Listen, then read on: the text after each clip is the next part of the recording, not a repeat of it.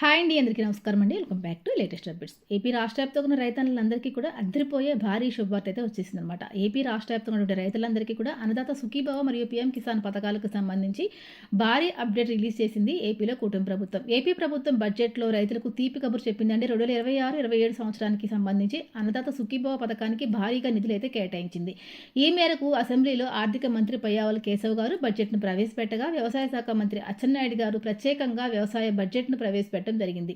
బడ్జెట్ను ప్రవేశపెట్టిన అనంతరం వ్యవసాయ శాఖ మంత్రి అచ్చెన్నాయుడు గారు ఏపీ రాష్ట్ర వ్యాప్తంగా ఉన్న రైతులకు భారీ శుభవార్త అందించారండి. ఆంధ్రప్రదేశ్లో అసెంబ్లీలో ఆర్థిక మంత్రి పయ్యావుల కేశవ్ గారు బడ్జెట్ను 2026-2027 ప్రవేశపెట్టడం జరిగింది. ఈ బడ్జెట్లో రైతులకు తీపి కబుర్ను అయితే అందించారండి. అన్నదాత సుఖీభవ పథకానికి సంబంధించి నిధులపైన కీలక ప్రకటన చేయడం జరిగింది. అన్నదాత సుఖీభవ మరియు పీఎం కిసాన్ పథకాల కింద 2025-2026 ఆర్థిక సంవత్సరంలో 46.86 లక్షల మంది రైతుల కుటుంబాలకు ఒక్కొక్కరికి 20,000 రూపాయల చొప్పున ఆర్థిక సహాయాన్ని పెంచి అందజేస్తున్నాము అని చెప్పేసి చెప్పడం అయితే జరిగిందనమాట.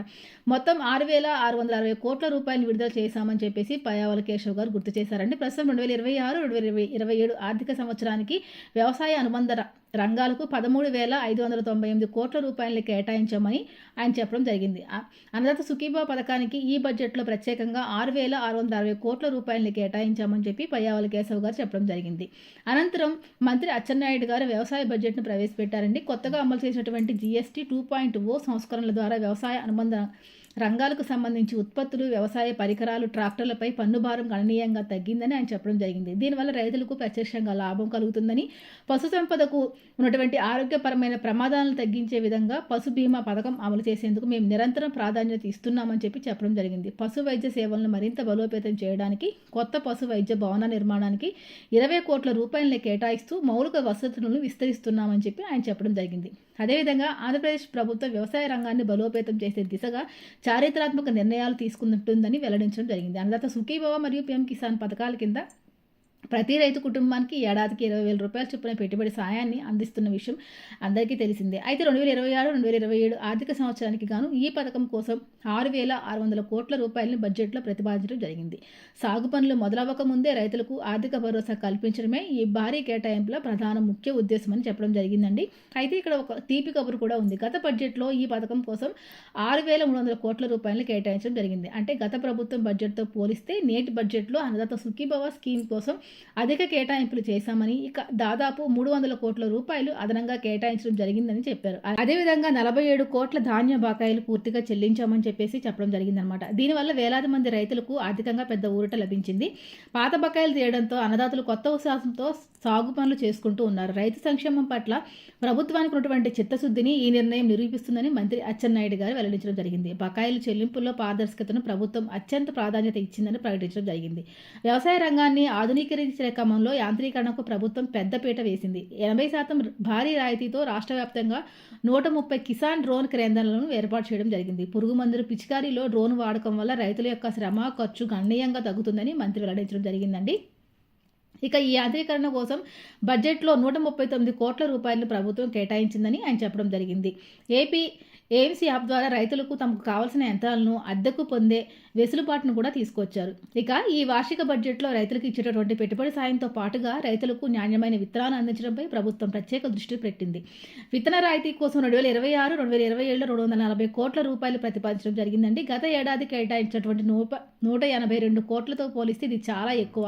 విత్తనం కొరత లేకుండా ముందే నిల్వలు సిద్ధం చేయాలని చెప్పేసి అధికారులకు ప్రభుత్వం ఆదేశించడం జరిగింది. రాయితీపై విత్తనాలు అందడం వల్ల సాగు వ్యయం తగ్గి రైతులకు లాభాలు అందుతాయని చెప్పి వెల్లడించడం జరిగింది. వీటితో పాటుగానే రైతులు తుఫాను ముప్పు నుంచి పంటలను రక్షించేందుకు ప్రభుత్వం ముందస్తు ప్రణాళిక రూపొందించింది. కృష్ణా, గోదావరి డెల్టా ప్రాంతాల్లో ఖరీఫ్ సాగును ముందుగా జరపాలని నిర్ణయించడం జరిగింది. దీనివల్ల పంట కోత దశలో తుఫాన్ల బారిన కడకుండా రక్షణ కల్పిస్తుందని చెప్పడం జరిగిందండి. సాగు సమయాన్ని సర్దుబాటు చేయడం ద్వారా ప్రకృతి వైపరీత్యాల నష్టాన్ని తగ్గించవచ్చని నిపుణులు భావిస్తున్నారు. మొత్తంగా చూస్తే ఏపీ బడ్జెట్లో కేటాయింపులు అన్నదాతల సుఖీభవ పథకానికి కొండంత అండగా నిలుస్తాయని చెప్పడం జరిగిందండి. పెట్టుబడి సాయం నుండి మార్కెటింగ్ వరకు ప్రతి దశలను ప్రభుత్వం తోడ్పాటు రైతన్నలకు ఎంతగానో ఉంటుందని చెప్పడం జరిగింది. సాగును లాభసాటిగా మార్చడం ద్వారా గ్రామీణ ఆర్థిక వ్యవస్థను బలోపేతం చేయడమే లక్ష్యంగా పాలన సాగుతుంది. ఈ సంక్షేమ పథకాలు రాష్ట్రంలోని ప్రతి రైతు కుటుంబంలో వెలుగులు నింపుతాయని, నవ్యాంధ్ర ప్రగతిలో రైతుల భాగస్వాములు చేస్తూ ప్రభుత్వం ముందడుగు వేస్తుందని చెప్పడం జరిగింది. ఇక ఈ అన్నదాత సుఖీభవ పథకాన్ని ఈ నెలలోనే అమలు చేయబోతున్నట్టు కేంద్ర ప్రభుత్వ సహకారంతో పీఎం కిసాన్ పథకం ద్వారా 22వ విడతగా రూ. 2,000, అదేవిధంగా అన్నదాత సుఖీభవ పథకం ద్వారా 3వ విడతగా రూ. 4,000 మొత్తం కలిపి రైతుల ఖాతాల్లోకి రూ. 6,000 జమ చేస్తున్నామని చెప్పడం జరిగింది. ఫిబ్రవరి 19వ తేదీన ప్రతి రైతుల ఖాతాలోకి డీబీటీ విధానం ద్వారా డబ్బులు జమ చేయబోతున్నామని మంత్రి అచ్చెన్నాయుడు ప్రకటించారండి.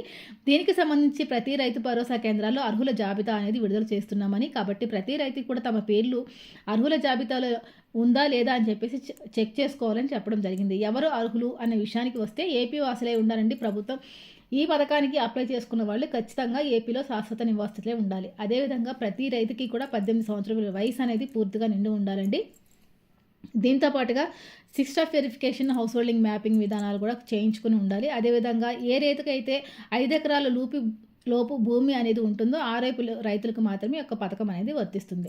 అదేవిధంగా భూమి వివరాలు అనేవి ఖచ్చితంగా రైతన్నులందరూ కూడా మరి వెబ్ ల్యాండింగ్లో నమోదు చేయించుకుని ఉండాలండి. వెబ్ ల్యాండింగ్ డేటా ప్రకారమే యొక్క అర్హుల ప్రక్రియను ఎంపిక చేయడం అనేది జరుగుతుంది. రైతు పేరును అదేవిధంగా ఎవరైనా కొత్తగా అన్నదాత సుఖీభవ పథకానికి దరఖాస్తు చేసుకోవాలనుకునే రైతు వారి యొక్క ఆధార్ కార్డు, పట్టాదారు పాస్ పుస్తకం, బ్యాంకు పాస్ పుస్తకం, ఫోటోలు, సర్వే నెంబర్ వివరాలు, మొబైల్ నెంబర్ ఆధారంగా మీ యొక్క రైతు భరోసా కేంద్రానికి వెళ్ళి దరఖాస్తు చేసుకోవాల్సి ఉంటుంది. ప్రభుత్వం వెల్లడించిందండి. మరోవైపు రాష్ట్ర వ్యాప్తంగా అన్నదాత సుఖీభవ పథకం ద్వారా అదేవిధంగా పీఎం కిసాన్ పథకాల ద్వారా 2వ విడత నిధులను అందుకొని రైతులు 3వ విడత కోసం ఎదురుచూస్తున్నటువంటి రైతుల యొక్క పథకానికి అన్నదాత సుఖీభవ మరియు పీఎం కిసాన్ పథకాలకు సంబంధించి 2 అర్హతల జాబితాలో పేర్లు అనేవి ఉన్నాయో లేదో ఖచ్చితంగా చూసుకోవాలి. 2 అర్హుల జాబితాలో పేర్లు ఉన్న వారికి మాత్రమే రూ. 6,000 చొప్పున ఫిబ్రవరి 19వ తేదీన డబ్బులు అనేవి ఖాతాల్లోకి జమ అవడం అయితే జరుగుతుందన్నమాట. కాబట్టి ఖచ్చితంగా ప్రతి రైతు కూడా లిస్టులో మీ పేరు ఉండాలంటే కనుక ఖచ్చితంగా మీరు ఆధార్ కార్డుకి కేవైసీ కంప్లీట్ చేయాలండి. అదేవిధంగా మీ యొక్క బ్యాంక్ ఖాతాకి ఎన్పిసిఐ లింకింగ్ అనేది అయ్యిందో లేదో కూడా చూసుకోవాలి. దీంతో పాటుగా 5 ఎకరాల లోపు పొలం ఎవరికైతే ఉంటుందో అలాంటి రైతులను మాత్రమే అన్నదాత సుఖీభవ పథకానికి ఎంపిక చేయడం అయితే జరుగుతుందన్నమాట. దీంతో పాటుగా మీరు వేసిన పంటని ఖచ్చితంగా ఈ క్రాప్లో నమోదు చేసుకోవాలండి. ఈ క్రాప్లో పంటను నమోదు చేసుకోవటం వల్ల మరి ప్రకృతి వైపరీత్యాల వల్ల కానివ్వండి రైతులకి తీవ్ర నష్టం వచ్చినప్పుడు ప్రభుత్వం అయితే అన్ని రకాలుగా ఆదుకోవడం అయితే జరుగుతుందన్నమాట. కాబట్టి ఏపీ రాష్ట్ర వ్యాప్తంగా ఉన్నటువంటి రైతన్నులందరూ కూడా ఈ యొక్క విషయాన్ని గమనించండి. మరి ఫిబ్రవరి నెలలోనే మనకి అన్నదాత సుఖీభవ పథకానికి సంబంధించిన పూర్తి నిధులు అయితే విడుదల కాబోతున్నాయి. ఎందుకంటే మరి మనకి మార్చి నుంచి కొత్త ఆర్థిక సంవత్సరం అయితే మొదలవబోతుందండి. కాబట్టి 2025 సంవత్సరానికి సంబంధించి అన్నదాత సుఖీభవ పథకానికి సంబంధించిన డబ్బులు పూర్తిగా విడుదల చేయాలని చెప్పేసి ఏపీలో కూటమి ప్రభుత్వం ఇప్పటికే నిర్ణయం తీసుకుంది. అదేవిధంగా ఆంధ్రప్రదేశ్ రాష్ట్ర వ్యాప్తంగా 5.44 లక్షల మంది రైతులకు అన్నదాత సుఖీభవ పథకం ద్వారా లబ్ధి పొందలేకపోయారండి. కాగా ఫిబ్రవరి నెలలో విడుదల చేసినటువంటి అన్నదాత సుఖీభవ పథకం ద్వారా ఎవరికైతే మరి గతంలో 2వ విడత డబ్బులు పడలేదో అలాంటి రైతులకు కూడా యొక్క డబ్బులు అనేవి ఖాతాలోకి జమ అవుతాయి అన్నమాట. కాబట్టి ఖచ్చితంగా రైతు ఆధార్ కార్డు నెంబరు అదేవిధంగా మీ యొక్క ఫోన్ నెంబర్ అనేది లింకింగ్ చేసుకోవాలి. ఆధార్కి కేవైసీ, అలాగే విధంగా రేషన్ కార్డు కూడా కేవైసీ అనేది చేసుకోవాలండి.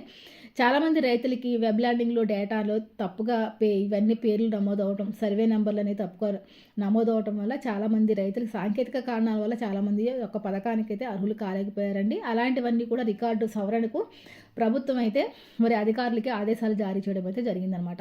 మరి అర్హత ఉన్న ప్రతి రైతు కూడా ఈ యొక్క పథకం ద్వారా లబ్ధి పొందాలి. ఏ రైతు కూడా ఎలాంటి ఇబ్బంది లేకుండా మరి ఒక పథకం ద్వారా లబ్ధి పొందాలి, డబ్బులన్నీ ప్రతి రైతు యొక్క ఖాతాలకు జమ కావాలని చెప్పేసి ఇప్పుడే ప్రభుత్వం ఆదేశాలు కూడా జారీ చేయడం అనేది జరిగిందనమాట. మన ఫిబ్రవరి 19వ తేదీన రైతన్నుల ఖాతాల్లోకి ఈ యొక్క డబ్బులు అనేవి జమ కాబోతున్నాయి. మరొక మంచి విడత మళ్ళీ కలుసుకుందాం. అంతవరకు సెలవు, నమస్తే.